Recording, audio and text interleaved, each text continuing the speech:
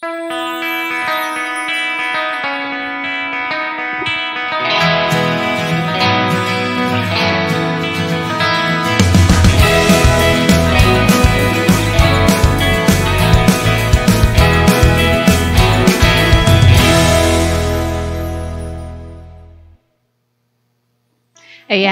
good morning. Good morning. So welcome po sa lahat ng mga nanonood sa atin ngayong umaga, sa mga Facebook groups, sa mga followers po namin, at syempre dun sa mga subscriber po namin sa YouTube.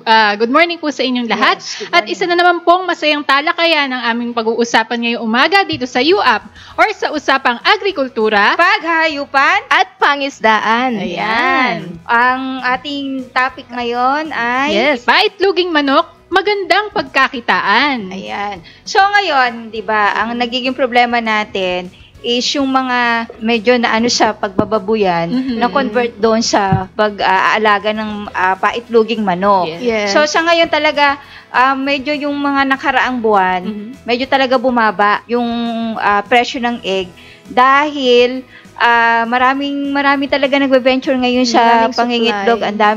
Ang daming ulit nag-aalaga. Ang problema lang talaga, hindi maiiwasan yung pagtaas ng feeds. Pero sa ngayon talaga, nagpikpik na kasi per month. Ayun, so, dami gumagawa ng kung ano-anong, kasi pati pasukan na. So, yung ating pag-uusapan ngayon, yung paano yung kitaan dito sa paitluging manok. So, ang specific po tayo doon sa mga white leghorn.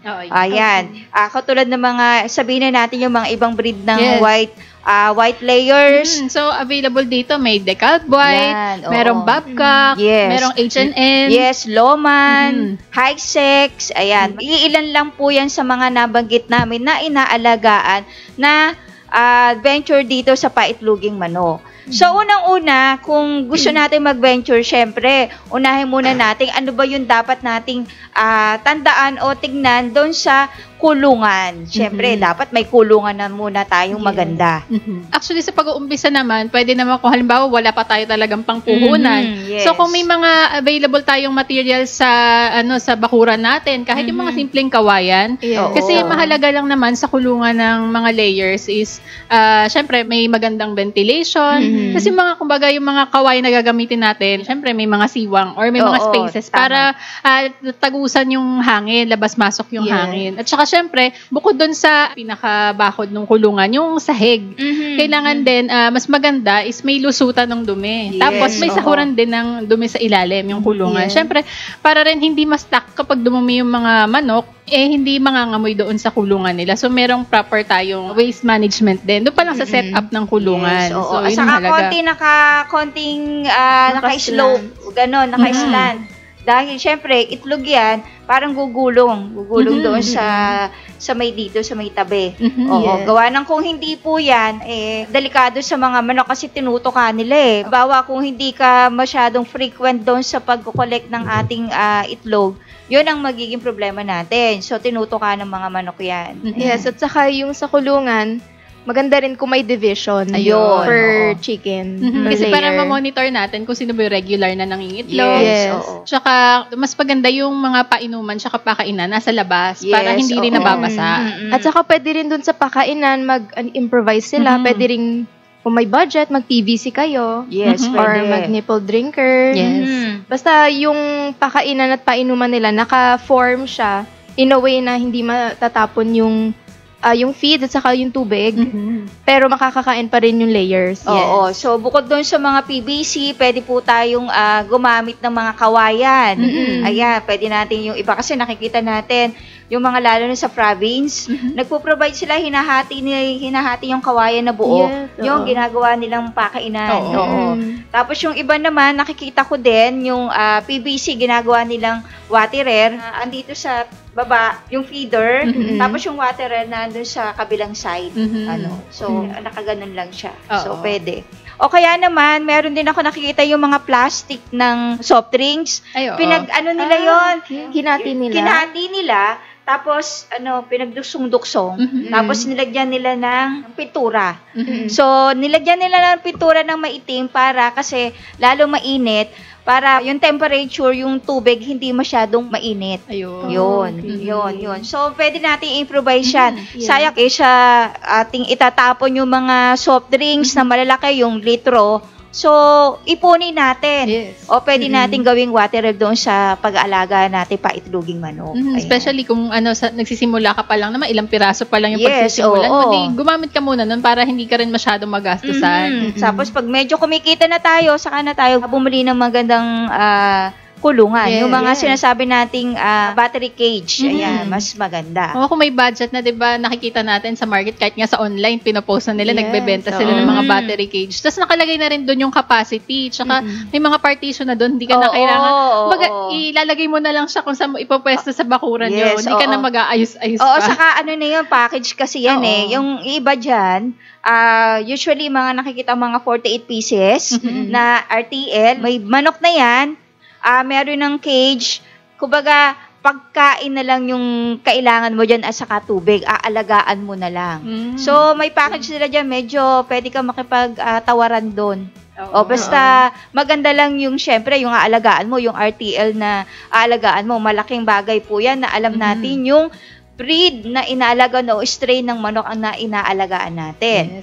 So, speaking of kanina, na pagkain na lang ang ating kulang doon kung package yung bibilihin natin, syempre, huwag niyong kakalimutan magbigay ng quality feeds doon. Syempre, kung basta na lang natin bibigyan niya ng kung ano-ano, kumbaga, yung iba kasi, ma'am, pwede lang ba ho yung darak at saka mais lang?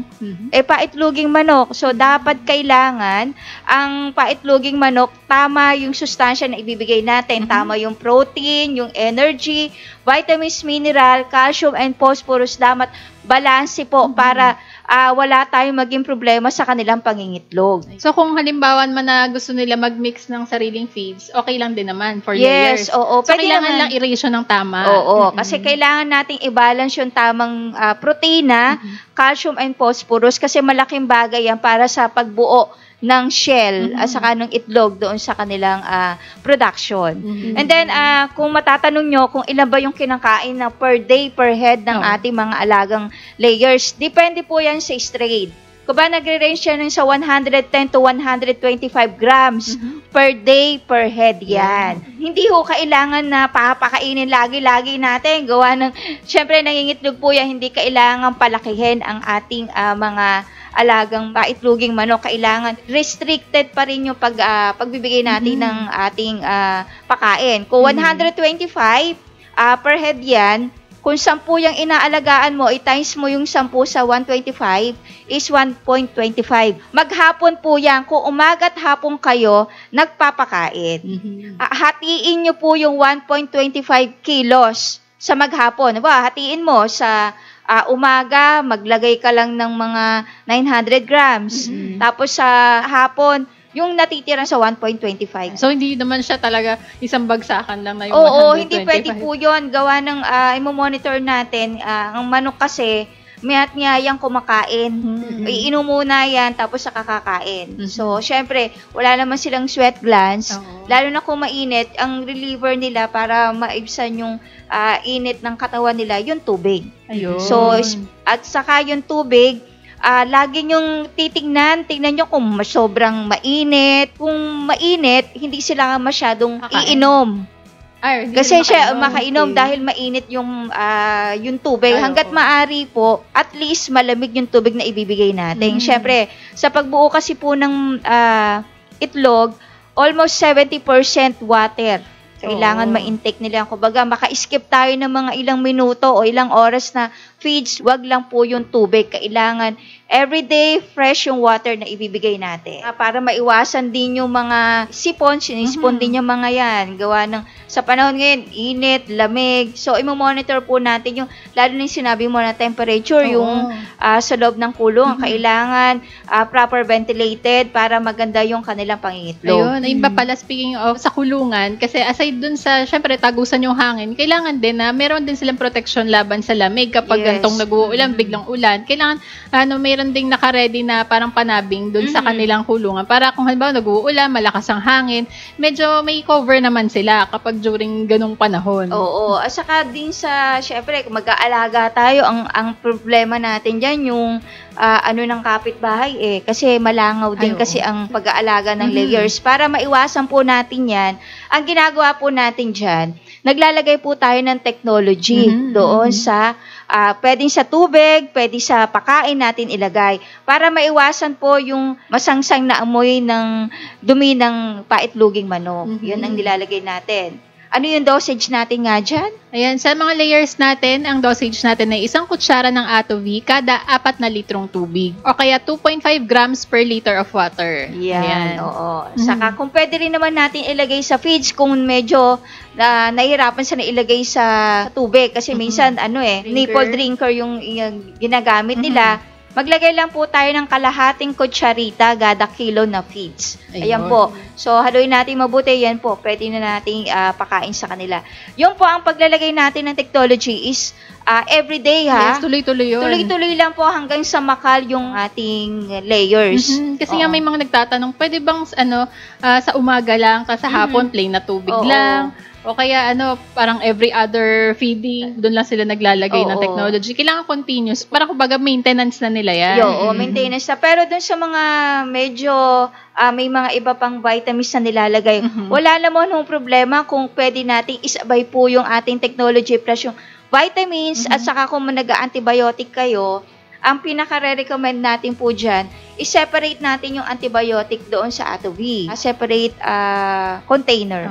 Ayun. Maalala ko lang din pala kasi may na-encounter nga din akong question sa isang client na parang gusto niya sanang mag-venture sa broiler at layers. Ngayon parang nagwo-worry siya kasi nga yung malaman ng mga kapitbahay, sabi, baka yan, mabaho yan. Parang kumbaga medyo nadi-discourage ako, itutuloy pa ba niya? So sana makatulong to, sana mapanood to ni Sir yung nagtanong sa atin na syempre yung proper management, tapos plus kung naka-technology din yung kanyang aalagaan is kumbaga yung worries niya tungkol dun sa mabahong amoy at yung mairereklamo ng kapitbahay kasi actually dun sa mga users na natin yung iba hindi nga alam na may manukan dun sa kanila yung mga backyard users ng technology. So yung nagagawa po kasi ng technology, hindi naman siya talaga instant na basta lang pampatanggal ng mabahong amoy kasi nga ang function ng ating technology is more on utilization and absorption ng nutrients. So saan ba nanggagaling yung mabahong amoy? Syempre 'di ba kapag yung mga dumi ng mga alagang manok natin or alagang hayop natin is may mga undigested pa na proteins. Yun yung nagpapabaho kasi nga may mga bacteria. Yes. So kapag naka-maintenance na ng technology, hindi na magiging problema kasi doon sa loob pa lang ng katawan ng hayop or ng manok, napapatay na mismo yung bacteria. So paglabas ng dumi nila, wala na yung undigested protein, kumbaga wala na yung masangsang na amoy. So, syempre, dumi pa rin yan, merong maaamoy ka pa rin. Pero pa rin naman talaga. Hindi na ganong kasakit sa ilong. Saka, iingatan lang natin na wag na lang siyang mabasa. Siyempre, alinasa ulit yan. Saka yung sinasabi natin na maiwasan talaga kasi yung langaw. So, sabi nga nung iba, nagte-technology naman ako, bakit maraming langaw? Yung pala naman, ay nababasa yung dumi. Hanggat maaari po, para maiwasan natin yung pagbasa ng dumi, tingnan nyo po yung ating waterer. Baka naman po may leak, kaya hindi natin nakikita. O kaya yung paglalagay natin ng tubig doon sa PVC, kung PVC yung ginagamit nyo, sobra-sobra, talagang tatapon. So, talaga naman pong, anuhin po natin yung pagmamanage natin, paglalagay ng feeds, paglalagay ng water. Yung feeds naman po, para makatipid din po tayo, maglagay lang po tayo ng sapat, and then para din doon sa mga makakakain ng lahat. Kasi yung iba, kumbawa, hindi ka naman hands-on at pinapa-ano mo lang sa tao mo. Kasi mga tao, hindi rin natin masusubaybayan kaagad. Maglalagay si feeds. Nilagay lang dito sa tabi, hindi niya binobroadcast maigi. So, yung mga iba na hindi nakakain sa dulo, wala na pakain. So, ganun po, dapat for every hour, i-check nyo yung pakainan. Kasi, tukayan, syempre, ulo lang yung nakakalabas sa manok, diba? Hindi naman sila pwedeng ikay-kayin yung feeds. Pag nakita mo yung may tumpok dito na feeds, ano mo yan? Ikalat mo para yun dun sa iba. Napakamaliit na bagay, pero napakalaking halaga sa pangingitlog ng ating mga alagang paitloging manok. Yes. At saka to add din dun sa waste management, May iba na kung basa yung dumi, nilalagyan nila ng ipa, ng sawdust, para maging dry siya. Yun, oo. Saka maganda rin po yung fertilizer. O, di ba? Kukuhanin nyo lang. Kung may mga tanim kayo. So, pwede na po natin ilagay as fertilizer agad, lalo na kung may technology. Yes, organic kasi siya agad, so pwede nyo nang i-apply agad yung fertilizer. At saka pwede nyo rin pagkakaitaan pa yun. O, di ba? Oo. Lalo na ngayon, ang mahal ng gulay. Siyempre, fertilizer, organic pa. Di ba? Ayan. So, nakita na natin yung kulungan, kailangan maganda yung feeds. And then, yung ating management, kailangan tutukan po natin yan para mas maganda yung pagkakakitaan natin. So, ayan na po, meron na. At tatanungin nyo kung paano ba kumita talaga. Kasi ang tanong dyan, magkano yung kikitain natin per piece ng isang itlog. Ayan. Per piece na isang itlog pa. Ayan. So, magbibigay po tayo ng konting computation para mabigyan lang kayo ng idea paano ba pagko-compute o paano natin maliles yung net profit natin doon sa gross na ating budget. Ayan. Ang computation natin is estimate lang kung ang bibilihin natin RTL na, nakapackage na tayo. Kumbaga yung 48 heads, kasi usually yun ang binebenta ng mga supplier May cage na, may RTL na. So, doon tayo magbe-base sa 48 pieces. So, una muna, ilan ba yung kinakain ng layers? Di ba 125 grams per head per day. So, magkano ba yung ating feeds? Ngayon, ito, pinakamura na po itong feeds na ibibigay natin sa inyo. Layer feeds. Ito po ay 33 pesos per kilo. Samantalang noon na naalala ko, 26 pesos lang yung layer feeds 2 years ago. Laki na rin ang difference. 1 year ago pa lang yan Ang laki ng talaga nilaki. So, 33 pinakamura pa yan. And then, paano natin makukompute kung lalagyan na natin po ng technology? Kasi malaking bagay po yun na with technology yung ilalagay natin na sa feeds. Ang gagawin po natin dyan, kasi yung dosage natin ng A2V is 0.225 grams per kilo yan. Ita-times lang natin sa presyo ng technology. Yan po ay lalabas na 1.26 pesos per kilo po yan. Per kilo yan. Yan yung magiging additional natin na sa with A2V. Ang gagawin po natin sa 1.26 per kilo, ipa-plus po natin dito. Ayan. So, 1.26. Diba? So, ang magiging total nan is 34.26. Yan ang magiging presyo natin per kilo ng feeds. Yan ang gagamitin natin. Ayan. So, biburahin ulit natin So, dun sa mga hindi nakasunod kaagad, mababalikan nyo pa naman po yan. Yes, mababalikan nyo po yan. Tapos, kukuhanin natin yung presyo na with technology. Yung 0.025, ita-times natin sa per kilo ng feeds na may technology. So, magkano yan? Magiging, kasi may kopya ako dito kinumpit na natin yan. Magiging 4.28 per head per day. Yan po yung magiging cost ng feeds. Cost ng feeds yan per head per day. Isang manok lang po yan Isang manok lang yung pinag-uusapan natin. Yan po ang magiging price o yung cost ng feeds.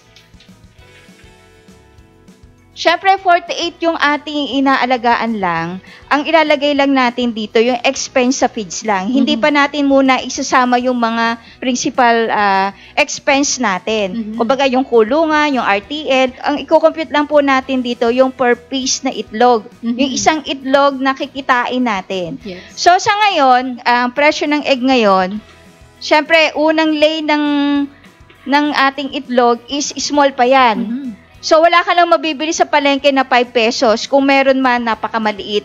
Ito po, ilalagay na lang po natin sa 6 pesos. Selling price per piece ng itlog. Ito, 6 pesos. Kung may 6 pesos ka na benta o ibebenta mo yan, para makuha mo yung net profit natin, itong 428, ima-minus po natin sa 6 pesos. Magkano na yan? Siyempre, may kopya ako. So, magiging 1.72. Ito yung magiging net profit natin per egg. Diba? So, sasabihin ng iba, para hindi naman kami nakita nun eh. Siyempre, baka mas malaki pa. Hindi po. Yan po ay estimated lang po yan. Inilagay lang po natin sa 6 pesos. Yan pong 6 pesos na yan ay hindi lagi 6 pesos. Kasi unang lay ng itlog is small. Pagdating po ng mga ilang buwan, magiging medium na yan. So, hindi naman nyo mo pwedeng ibenta lang ng 6 pesos yung medium size. Minsan, binibenta mo ng 7.50 yan.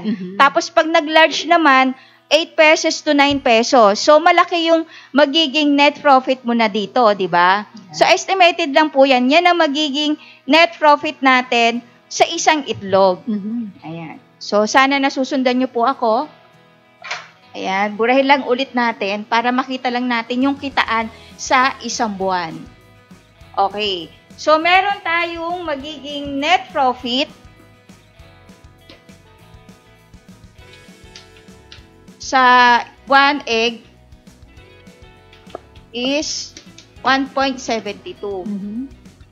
Ang ginawa ko po dyan, syempre, meron tayong water, meron tayong kuryente. Ang ginawa ko na lang po, yung ililes lang natin, yung 0.22 sa water plus yung electricity. Yun, syempre, ililes na natin yung 0.22. Yung 1.5, ito na yung magiging profit mo.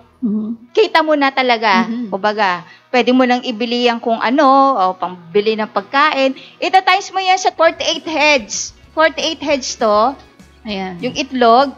Tapos, tong 48 heads na ito, ay hindi naman kaagad mangingitlog yan. Syempre, lalagyan natin ng percentage. Nag-alat lang po tayo ng 85% na lang ng egg production niya.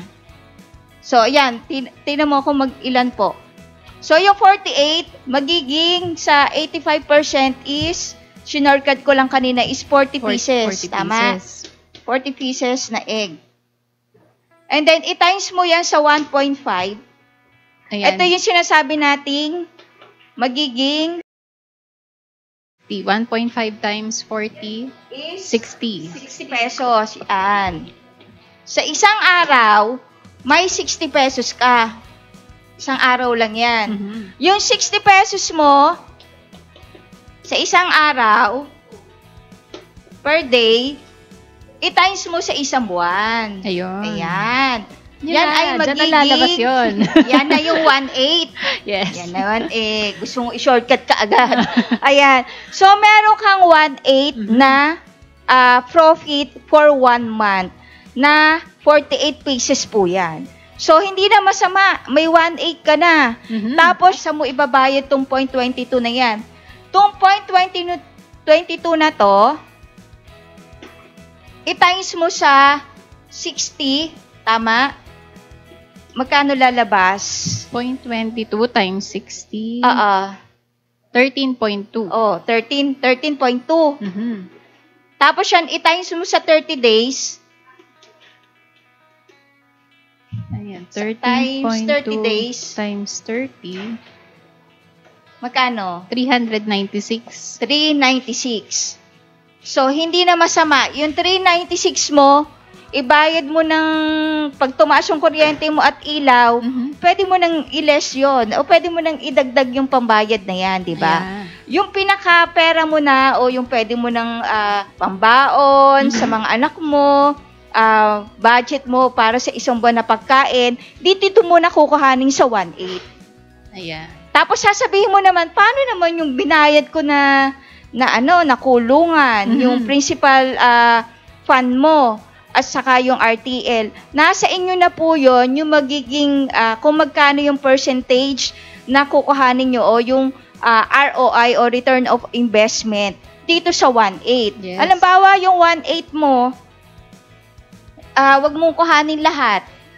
'Di ba? Wag mong kuhanin lahat. Kumuha ka lang ng mga 20% ng 1/8.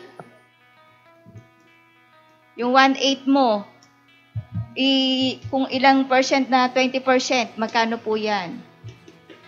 So 360. Mag-savings ka ng 360 per month. I-times mo na lang ng 24. Kasi kung maganda, ano yan, 2 taon na. Sa 2 taon, magkano po yan? 8,640. So 8,600. So 8,640. Oo, kasi naman po, kung depende po yan kung magkano yung magiging kuha nyo sa kulungan, presyong RTL, yung package na yan. Usually mga 25 to 28,000 yan eh. Meron silang mga ganan na ibinebenta. So, yung 8,600 na yan, hindi naman po talaga 8,600. Tataas pa yan kasi ang binenta lang natin, yung egg natin is unang patak is 6 pesos. Lalaki pa yan, habang umaano naman yung manok, nangingitlog, tumataas din o yung size niya ay lumalaki. So, mataanohan pa yan. Lalaki pa yan. So, yan naman kung ang pag-less mo is para lang doon sa kulungan, 2 years, 3 years, hanggang 4 years, makukuha mo na yan. Ganun naman po talaga ang pagnenegosyo. Hindi mo kaagad makukuha yung ROI mo, depende kung ilang percentage ang kukuhanin mo doon sa naging net profit mo. Diba? O kaya naman, medyo may budget ka pa, yung 0.22 na yon, ilagay mo na doon sa iyong less na ROI, 'di ba? Ang pagninegosyo kasi hindi kaagad-agad makukuha yung malaking kapital mo. Kukuhanin mo kaagad, sasabihin mo talaga lugi ka. Pero hindi po.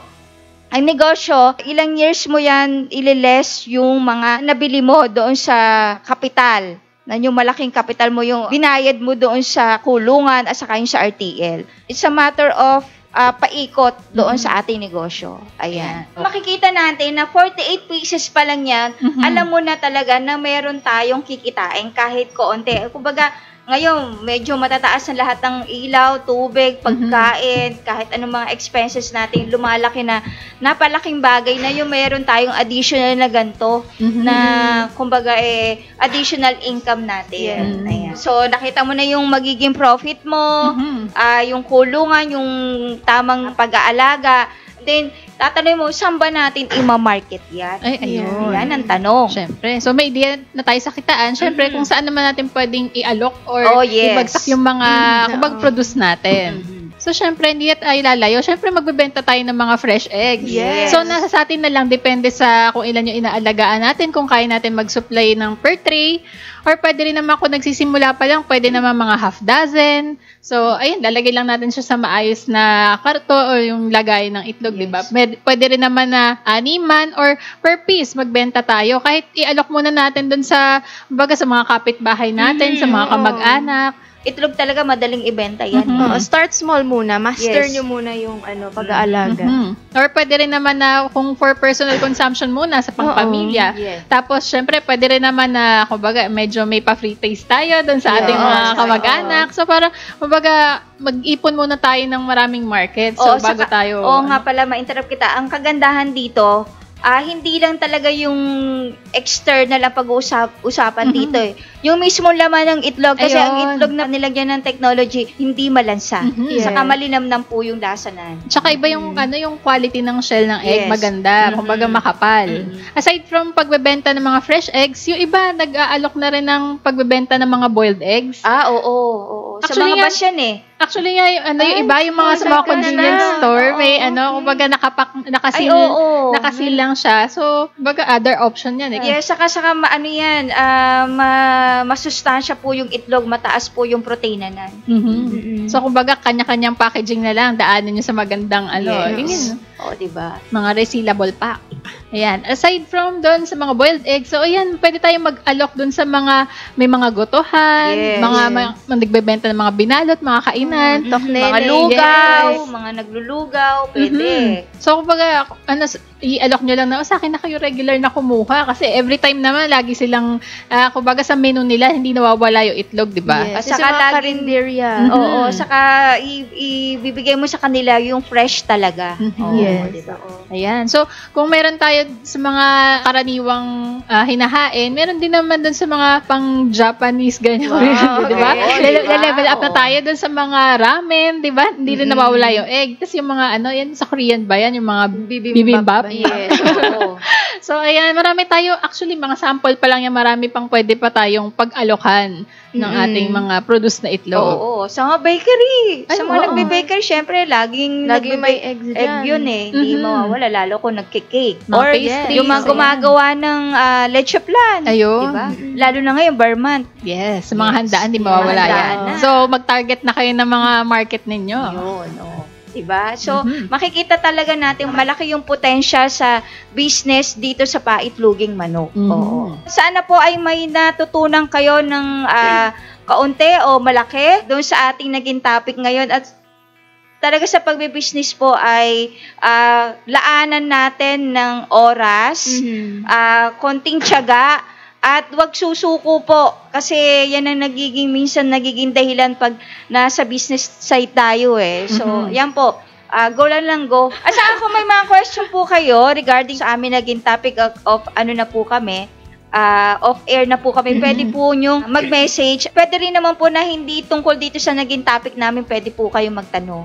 Ayan. Lagi namang open ang lines ng Ato V to answer any questions, inquiries. Ayan. So, yung ating pong mga office contact numbers is 0917-540-8887, 0939-917-2858, 0917-875-4262, at isa pa pong globe number, 0917-502-1007. At syempre, open din po ang aming landline, 8842-3003. Ayan. At syempre, pwede rin kayong direct na mag-message sa amin dito sa aming Facebook page, Ato V Nanotechnology. Ayan. Yes, and may Facebook group rin po kami called LATO, or Livestock Agri-Aqua Troubleshooters Organization.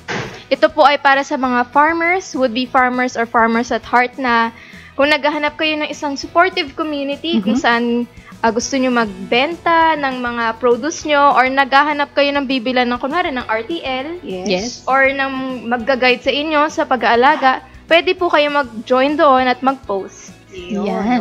Tama-tama yan. Lalo na kung magbebenta tayo ng itlog. Pwede kayong, punta lang po kayo dun sa group na yan. Ayan. At saka syempre, huwag niyong kalimutan yung ating YouTube channel na Team Ato V. Lahat po ng aming mga discussion sa nakaraang pang Farmers Talk at dito sa UAP na andyan po lahat. Pwede po kayong mag-comment, pwede po kayong magtanong dyan at may sasagot po sa inyo.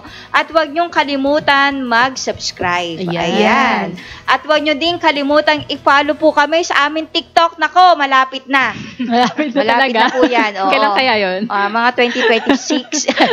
Ayan po, nako, lalo na po merong tayong in-upload na magandang video. Nako, maraming pong salamat sa mga nag-review kasi nga, one day pa lang nasa ilang thousand na, diba? Nag-60K, tapos ngayon nasa 100,000 na yun. Yes, kung hindi pa nakakapanood, i-search nyo po, i-follow nyo po kami, makikita nyo po kung ano po yung sinasabi namin dahil matutuwa po kayo sa mapapanood nyo. Yes, educational pa. Yes, opo. At syempre, huwag niyo rin kalimutan i-visit yung aming website, www.atovnanotechnology.com. So, syempre, may mga tanong po tungkol dun sa technology at iba pa naming products. So, makikita po ninyo yung mga details dun. At syempre, kapag may mga upcoming events ng Team Ato V, ay ipopost din po namin sa aming website. So, may forum section din po kami dun. So, kung may mga questions po kayo, ay i-post nyo lang po ang inyong mga tanong at may sasagot po sa inyo doon. So, maraming salamat po muli sa mga mga nagsubaybay sa atin ngayong umaga dito sa UAP sa usapang agrikultura, paghahayupan at pangisdaan. So magkita-kita tayong muli sa susunod na Sabado, and always remember, Team Matovi will continue to educate, share, and inspire others. Bye-bye!